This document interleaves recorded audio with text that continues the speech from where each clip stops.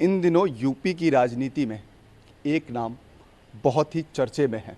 वो इसलिए कर्नाटक के बाद यूपी में भी हनुमान जी की एंट्री हो गई है। जैसे हनुमान जी लड़े थे और हनुमान जी जीत के आए थे, ये नारा एक बार दोबारा से फिर से यूपी की राजनीति में चर्चा का विषय बन गया है। इस वक्त हमारे साथ उस पर बात करने के लिए हैं अपर्णा यादव जी। मैम, आपने सुंदरकांड रिलीज़ किया और हाल ही में अभी कर्नाटक चुनाव हुए, उसमें आपने देखा ही क्या नतीजे रहे। उसके बाद यूपी में फिर आपने सुंदरकांड का पार्ट किया और अपनी ही आवाज़ में एक गाना भी रिलीज़ किया है। तो क्या यूपी में भी हनुमान जी की एंट्री? देखिए, हनुमान जी तो सर्वव्यापी हैं, कोई यहाँ स्टेट वाइज एंट्री और एग्ज़िट नहीं करते हैं। हनुमान जी सब जगह हैं, पूरे विश्व में हैं। और जहाँ जहाँ श्री राम का वर्चस्व है वहाँ वहाँ हनुमान जी पहले से ही मौजूद रहते हैं। तो इसमें कोई स्टेट वाइज एंट्री एग्ज़िट नहीं करते हैं। और जहाँ तक आपका सवाल है कर्नाटका का, देखिए पॉलिटिक्स में हार जीत लगी रहती है। इलेक्शन अगर आप लड़ रहे हैं तो 200% ये कोई नहीं कह सकता कि हम ही जीतेंगे और कोई ये नहीं कह सकता कि हम ही हार जाएंगे। There are a lot of मतलब उसके बहुत प्रॉज एंड कॉन्स होते हैं। और as a senior media personal आपने भी इसका एनालिसिस अच्छे से किया होगा। भाई हम लोग तो देखिए पॉलिटिक्स में हैं, तो हम लोग दूसरी तरह से एनालिसिस करते हैं, मीडिया वाले अपनी तरह से एनालिसिस करते हैं। और जो भी पॉलिटिकल ऑब्जर्वेंट्स हैं डिफरेंट विभिन्न फील्ड्स में, चाहे वो लॉयर्स हों, डॉक्टर्स हों, टीचर्स हों, प्रोफेसर्स हों, वो अपनी तरह से एनालिसिस करते हैं। तो देखिए हार जीत लगी रहती है। और हनुमान जी कोई एक व्यक्ति विशेष के नहीं हैं, कोई एक समुदाय के नहीं हैं, कोई एक जाति धर्म के नहीं हैं। हनुमान जी सबके लिए हैं। और मैं तो ये कहूँगी कि जितना सेवा का भाव, जितना उन्होंने कर्मनिष्ठता, जितना अपने स्वामी के प्रति जो भक्ति की भावना है वो सिखाई है, अगर हम सभी में, सभी भारतीय लोगों में उसका 1%, एक अंश मात्र भी आ जाए तो मुझे लगता है कि हमारा भारत देश सुधर जाएगा पूरा। जी, एक बात बहुत कम लोग जानते होंगे या शायद ना भी जानते हों कि अपर्णा जी कलाकार भी हैं, मंचन भी करती थी। वो राजनीति में आने के बाद शायद इस फील्ड से हट गई थी, लेकिन एक बार दोबारा से फिर से एंट्री हो गई। मैम, बात जारी करते हुए एक बात और पूछेंगे मैम कि ये कैसे ख्याल आया कि अभी हमको ये गाना रिलीज़ करना चाहिए, सुंदरकांड रिलीज़ करना चाहिए?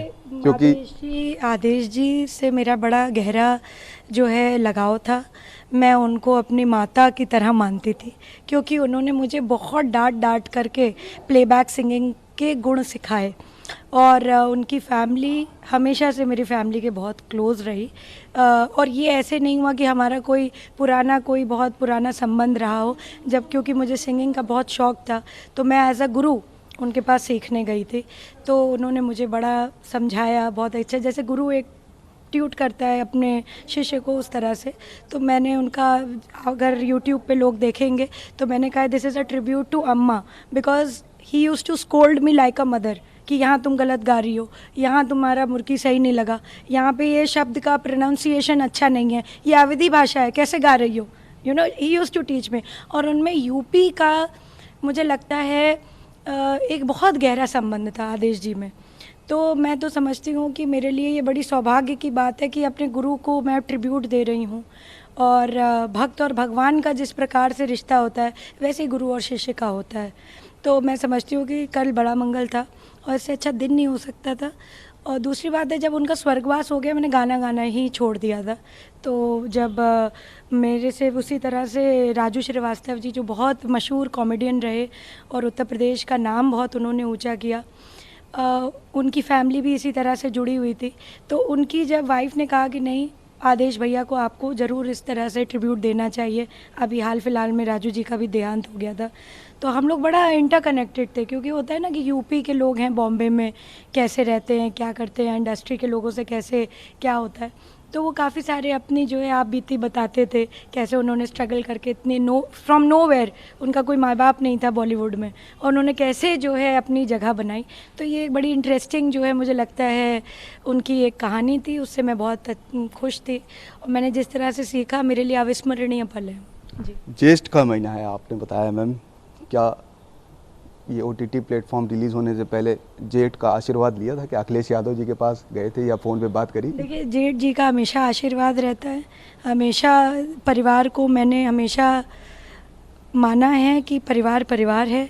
राजनीति, आपके विचार अलग हो सकते हैं तो आप राजनीति दूसरी दल में कर रहे हैं, पर देखिए वो बड़े हैं, इसको कोई नकार नहीं सकता। वो मेरे जेठ हैं, इसको कोई नकार नहीं सकता।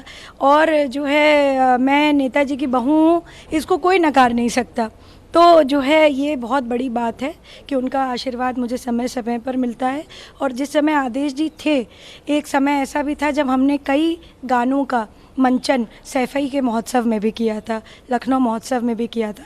तो इसमें हमारे जेठ जी का काफ़ी आशीर्वाद मिला था। उस समय आदरणीय नेताजी भी थे, तो उनका भी पूर्ण सहयोग था। जी, एक बहुत और मैम, विधानसभा चुनाव के दौरान आप बीजेपी में शामिल हुई, तमाम कयास लगाए जा रहे थे कि आपको विधानसभा टिकट, उसके बाद आप पार्टी में शामिल हुई। शायद ये भी कहा जा रहा था कि शर्तों के साथ शामिल हुई हैं, लेकिन ऐसा कुछ भी नहीं था। फिर कयास लगाए जा रहे थे कि निकाय चुनाव आ गए, अब मेयर वाला पद तो आपको दिया ही जाएगा, उस चुनाव लड़ाया ही जाएगा, लेकिन ऐसा क्यों, ना विधानसभा ना मेयर? देखिए ये सवाल तो मैं इसका जवाब देने में बहुत निरुत्तर हूँ। मुझे लगता है कि पार्टी राष्ट्रीय पार्टी है, अपने हिसाब से काम करती है और पार्टी तय करती है हमें। मैं एक सेवा करने के लिए आई हूँ, मैं सेवक हूँ और मैं अपनी जिम्मेदारी पूर्ण निष्ठा के साथ कर रही हूँ। मैं अपने जो भी मुझे बताया जाता है मैं उस पर काम करती हूँ।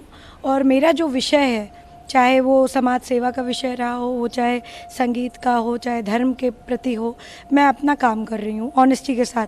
और पार्टी के सभी लोग जानते हैं, आप सभी भाई हैं, बहन हैं, सभी लोग देख रहे हैं। तो मुझे लगता है कि पार्टी अपने हिसाब से तय करेगी। तो मैं अपना सेवा कर रही हूँ, मैं अपने राष्ट्रवाद के लिए खड़ी हूँ और अडिगता के साथ खड़ी हूँ। मैं कोई जो है पीछे नहीं हट रही हूँ। और मुझे लगता है कि बीजेपी जो भी करेगी अच्छा करेगी मेरे लिए।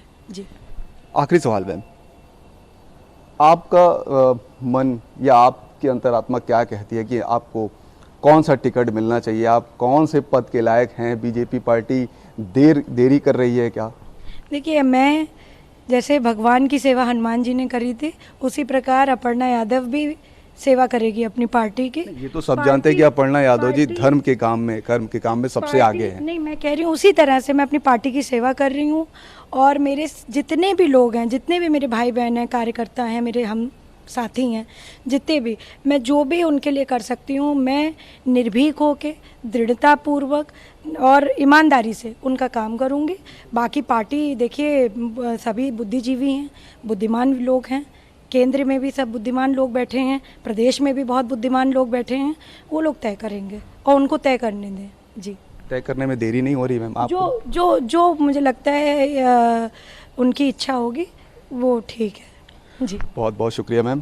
तो आपने सुना अपर्णा यादव जी को, जिन्होंने बहुत ही बेबाकी से जवाब दिया। उन्होंने कहा कि मुझे नहीं लगता है देरी हो रही है, बीजेपी जो भी तय करेगी अच्छा तय करेगी। कैमरा पर्सन सचिन सैनी के साथ मनोज पांडे, लखनऊ न्यूज़ 24।